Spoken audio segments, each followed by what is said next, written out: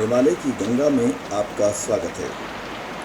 पिछले एपिसोड में हमने यमुनोत्री धाम की यात्रा की और हिमालय की गोद में यमुना को देखा। इस अंक में हम चर्चा करेंगे शिव की यमुना की। यमुना नदी यमुनोत्री हिमालय की लगभग 6300 मीटर की ऊंचाई से उतरती हैं और यमुनोत्री धाम के बगल से निकलकर हिमालय क्षेत्र में प्रवेश करती हैं। यमुनोत्री का मंदिर देवी माँ यमुना को समर्पित है, जो सूर्य की बेटी हैं। गंगा और यमुना की घाटी को स्कंद पुराण में केदारखंड के नाम से भी जाना जाता है, यानी हिमालय क्षेत्र में गंगा यमुना की घाटी मुख्यतः भगवान शिव को समर्पित है। हिमालय क्षेत्र में जहाँ पानी बहुत शीतल और निर्मल होता है, वहीं इसी क्षेत्र में आपको कई गर्म पानी के कुंड भी मिल जाएंगे। ये हॉट वाटर स्प्रिंग है। बनास नाम की जगह है, यमुनोत्री घाटी से नीचे उतर करके है। करीबन 10 किलोमीटर आगे चल के हम यहाँ पर आए और ये नारद नदी, नारद गंगा इस नदी का नाम है, जो हमने अभी पूरा इसको ट्रैक कर रहे हैं। ये गर्म पानी के कुंड से यहाँ पर काफ़ी गर्म पानी के भंडार भी दिखाई दे रहे हैं और ये बहुत सुंदर हिमालयी नदी जो यमुना नदी को मजबूत करती है।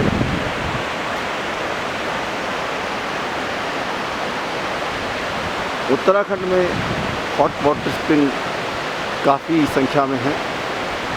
उनको उनके प्राकृतिक नैसर्गिक सौंदर्य से ही बनाए रखा दिया जाना चाहिए, ताकि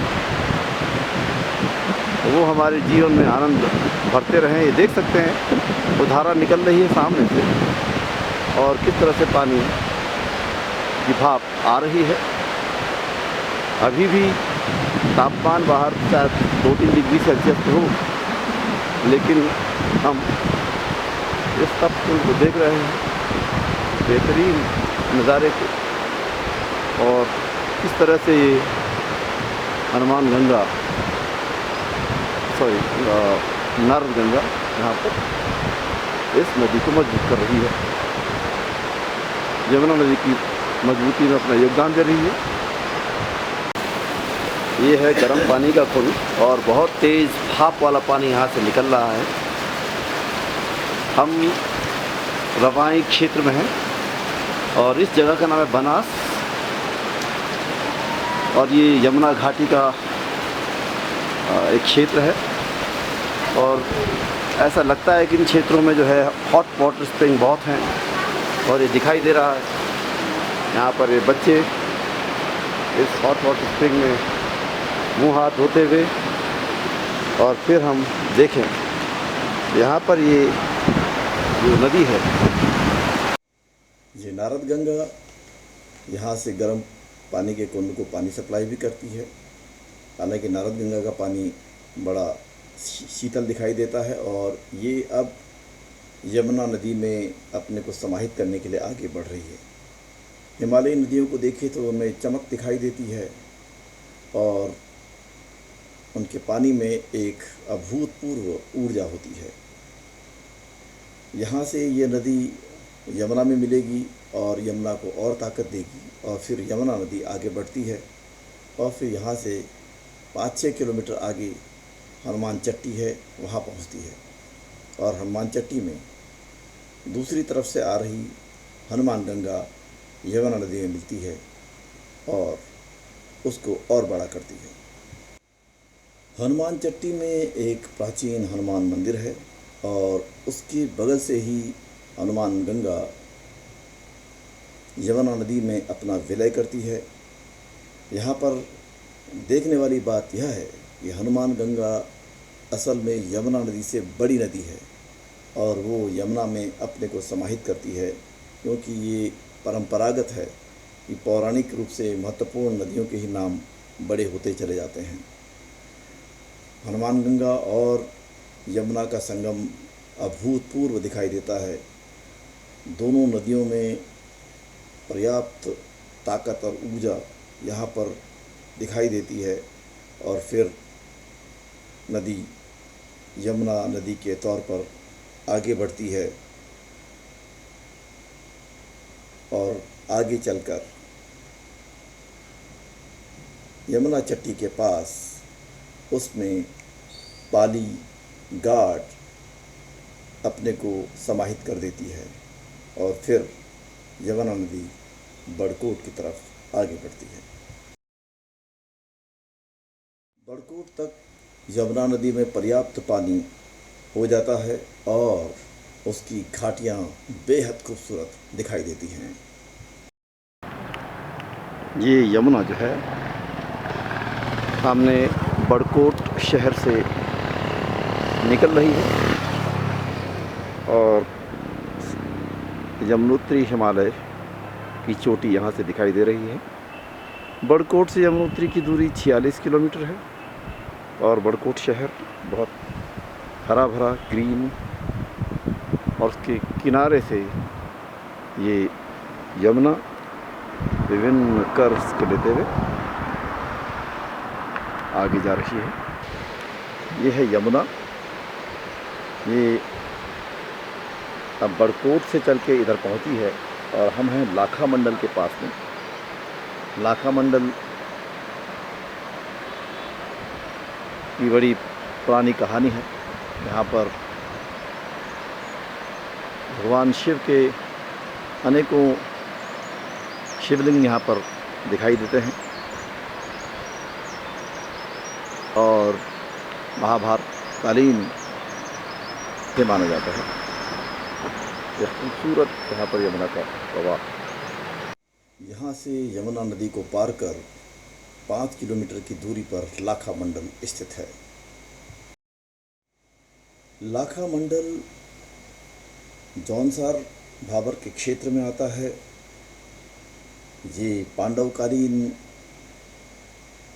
गुफाएं और मंदिर हैं और ऐसा कहा जाता है कि दुर्योधन ने पांडवों को समाप्त करने के लिए लाखा ग्रह की स्थापना की थी। पांडवों ने शिव की आराधना के लिए लाख शिव मंदिर का निर्माण किया।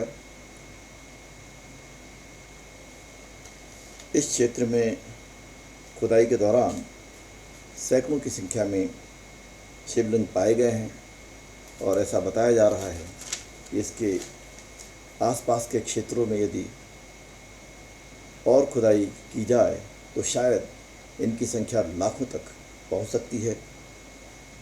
लाखा मंडल का ये मंदिर क्षेत्र आर्कियोलॉजिकल सर्वे ऑफ इंडिया के अंतर्गत है और यहाँ पर आसपास के क्षेत्रों में खुदाई का कार्य अभी भी चल रहा है।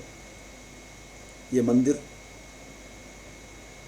नागर शैली में है, जो स्थानीय परंपराओं और स्थापत्य कला का एक बेहतरीन नमूना है।